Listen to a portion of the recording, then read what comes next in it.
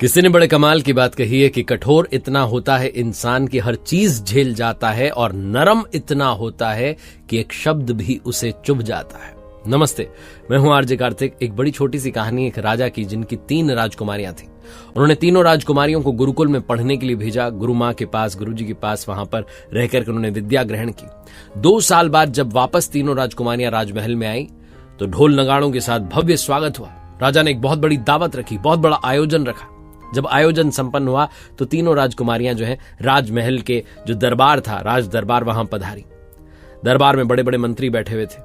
राजा ने महामंत्री से कहा कि महामंत्री जी, आप क्या कोई प्रश्न पूछना चाहते हैं जिससे पता चले कि हमारी राजकुमारियों ने कितनी विद्या ग्रहण की, कितना कुछ उन्हें समझ में आया, कितना कुछ उन्होंने सीखा है। महामंत्री ने कहा, अरे नहीं महाराज, मुझे कोई शंका नहीं है। महाराज ने फिर से कहा, नहीं, आपको कोई प्रश्न तो पूछना चाहिए। तो महामंत्री ने कहा, ठीक है महाराज, हम सब तो जानते हैं कि आप अपनी बेटियों से कितना प्रेम करते हैं, लेकिन ये बेटियां, राजकुमारियां आपसे कितना प्रेम करती हैं, मैं बस यही जानना चाहता हूं। महामंत्री ने एक ही प्रश्न तीनों राजकुमारियों से पूछा। पहली वाली से पूछा कि बताइए, आप अपने पिताजी से कितना प्रेम करती हैं।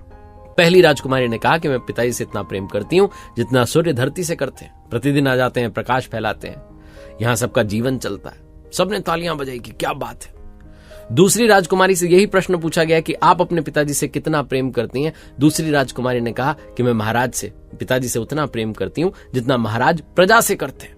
फिर से तालियां बजी। अब तीसरी राजकुमारी की बारी थी। महामंत्री ने पूछा कि आप बताइए राजकुमारी जी, आप पिताजी से कितना प्रेम करती हैं। तीसरी राजकुमारी ने कहा कि मैं पिताजी से उतना प्रेम करती हूं जितना लोग भोजन में नमक से करते हैं। ये बात सुनने के बाद जो है सभा में सन्नाटा छा गया।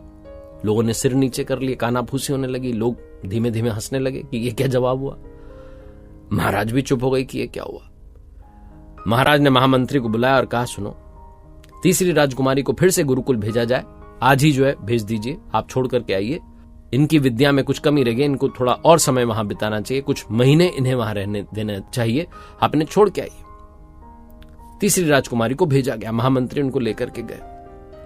जब महामंत्री उनको ले जा रहे थे, छोड़ने के लिए जा रहे थे, विदा कर रहे थे, तो पूछा राजकुमारी से कि राजकुमारी जी, एक बात बताइए, आपका उत्तर तो सबसे सुंदर था, फिर महाराज ऐसा क्यों कर रहे हैं। तो तीसरी राजकुमारी जो थी वो कहने लगी कि पिताजी की कोई गलती नहीं है, दुनिया का ही दस्तूर है। यहां अगर जो लोगों को पसंद नहीं है उससे हटके कोई बात कह दो, कुछ अलग बात कह दो, तो लोगों को समझ ही नहीं आती, लोग हंसी उड़ाने लगते हैं। पिताजी का कोई दोष नहीं है। महामंत्री बात समझ गए। वापस आए महामंत्री महल में और सीधे गए रसोई में। जाकर के जो हलवाई थे उनसे कहा कि सुनो, आज शाम के भोजन में नमक मत डालना। शाम में जब महाराज के सामने भोजन का थाल पहुंचा तो सब्जी में नमक नहीं था। जैसे ही महाराज ने भोजन शुरू किया, उन्होंने थाल हटा दिया कि कैसा भोजन है, नमक कहां है। और जैसे उन्होंने नमक कहां है बोला, उनकी आंखों से आंसू गिरने लगे। उन्हें समझ में आ गया कि उन्होंने अपनी ही बेटी को कितनी बड़ी सजा दे दी।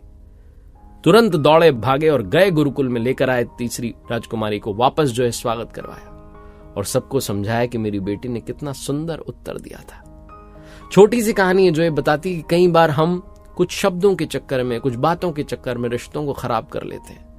हम सामने वाले का इमोशन समझ नहीं पाते। कई बार शब्द भी वो बात नहीं कह पाते जो भावनाएं कह जाती हैं। उन असली इमोशंस को समझना, पहचानना शुरू कीजिए, तब जाकर के रिश्ते मजबूत रहेंगे, वरना रिश्ते टूटने में देर नहीं होती।